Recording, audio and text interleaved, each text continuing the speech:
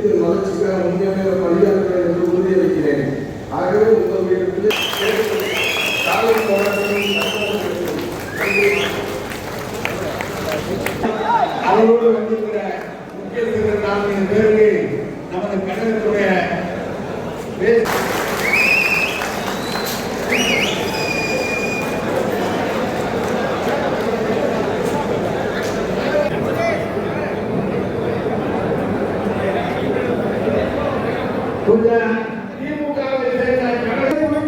யாருமே இல்லை. அந்த அளவிற்கு செயல்பாடுகள் எல்லாம் இருந்தது. ஏன்னா அவரும் நாங்கள் ரொம்ப நண்பர்கள். அவரே கட்சி விட்டு விளக்கினதிலிருந்து அந்த பக்கம் இருந்து பேசுறாங்க. நான் சொன்னேன், நீ ரவிச்சந்திரனை விளக்கிட்ட, நீ இந்த தொகுதியில் கவனம் பட்டாலும் திமுக நடத்த ஓட்ட ஜெயிக்க வச்சு நடத்த. அதனால தம்பி கருணாநிதி அவர்கள் சில பேர் இந்த வாட்ஸ்அப்ல தப்பு தப்பா திமுக பத்தியும் போட்டுட்டு இருக்காங்க. அதை நீங்க கண்டிக்கணும். ஏன்னா சில பேர் மன சங்கடமா இருக்கிறவங்க வேணும்னு இப்படி பண்றது. நான் மலைக்கோட்டை மன்னவருக்கு தான் பயப்படுறத முடிச்சு வேற எவ்வளவு பயப்பட மாட்டேன். அதெல்லாம் நான் அஞ்சாவது அதெல்லாம் எல்லாத்தையும் தெரியும். இவங்க தப்பு தப்பா போறது திமுகவுடைய வாக்குகளை குறைக்கும். இங்க வந்திருக்கிற ஒவ்வொருத்தரும் நான் 100 ஓட்டு வாங்கி தரேன்னு சொல்றேன்னா உண்மையான திமுக அதை திமுக எல்லாம் தப்பு தப்பா வாக்கு சொல்றது, தப்பா பேசுறது, அதெல்லாம் சரியா இருக்காது. எனவே அண்ணன் அவர்கள் கால் மிதித்து விட்டால் இந்த மண்ணே மாறிவிடும். அதனால் மலைக்கோட்டை மன்னவரின் காலடியில் என்றைக்கும் நாங்கள் உறுதியாக. தியாகராஜன் மாவட்ட செயலாளர் மிக சிறப்பாக மிக பெருமையோடு தனக்கு இல்லை என்றாலும் இந்த கிராமத்தில் அதற்காக உழைப்பதை எடுத்துக்கொள்வதற்காக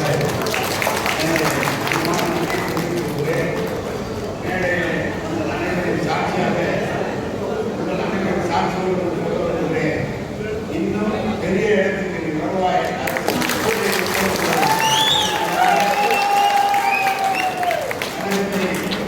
கழகத்தை தளபதியை நம்பியவர்கள் யாரும் கீழே இறங்கியதில்லை.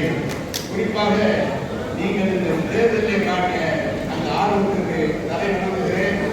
இதை விட பெரிய பொறுப்பு ஒன்று தேடி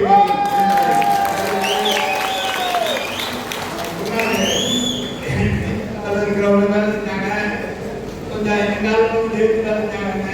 ஒரு பார்த்து சிரிச்சா நானா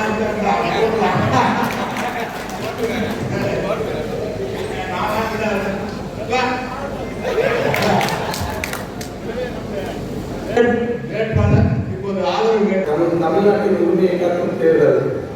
இன்று பாஜகவுடன் அடிமை அதிமுக கூட்டணியாக இணைந்து நம் தமிழ்நாட்டின் வளர்ச்சியை கருத்தப்பட்டுள்ளன. ஆனால் அதற்கெல்லாம் அஞ்சுபவர்கள் நம் தலைவர். தமிழக மக்களை வளர்ச்சிக்காக நம் முதல்வர் பல நல்ல திட்டங்களை செயல்படுத்தி அறிவித்துள்ளார்.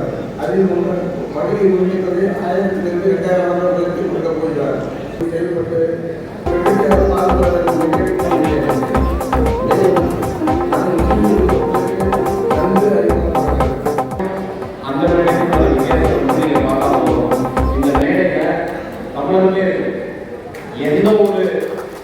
எந்த ஒரு பாகுபாடும் இல்லாம எல்லா தரப்பட்ட மக்களும் அவ்வளவு மரியாதையோடு எந்த இயக்கத்தாலும் இல்லாம இருக்கிற மேடை இந்த மேடை.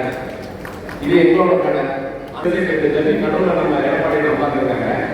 தமிழ்நாட்டில் என்ன நடக்கும் இந்த ஜல்லி ஒன்று சொல்றாரு, ஆமாங்க எடப்பாடி என்ன சொல்றாரு, இந்த சைடில் அதை வழிமொழிகிறாரு. அது வழிமொழி ஹிந்தி இங்கிலீஷ் வழிமொழிகிறாரு. அது அந்த மேடை. எந்த மேடை வேணும் அப்படிங்கிறது தமிழக மக்கள் தெளிவாக இருக்கிறாங்க. தமிழர்கள் சொன்னாங்க, எதிர்காலத்தை தமிழகம் தான் முடிவு செய்யும் தேர்தல். இந்த தேர்தல் அந்த தேர்தலில் நம்ம தலைவரின் ஆட்சி பூமாண்டி ஆட்சி வர சமயத்தில் நம்ம கருணையாளர் அவர்கள் இங்கே அருமையான வேட்பாளராக இங்கே அமர்ந்திருக்கிறார்.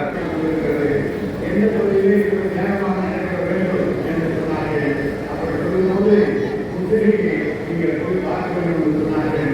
இதை காலையில் செயல்படுத்தி இருக்கிறது. அது செயலாளர் சிறப்பாக சொன்னால் அதே போல கன்னடத்தினுடைய செயலாளர் 3 நாட்களாக நான் பார்த்து கொண்டிருக்கிறேன். தொடர்ந்து மனப்பாறை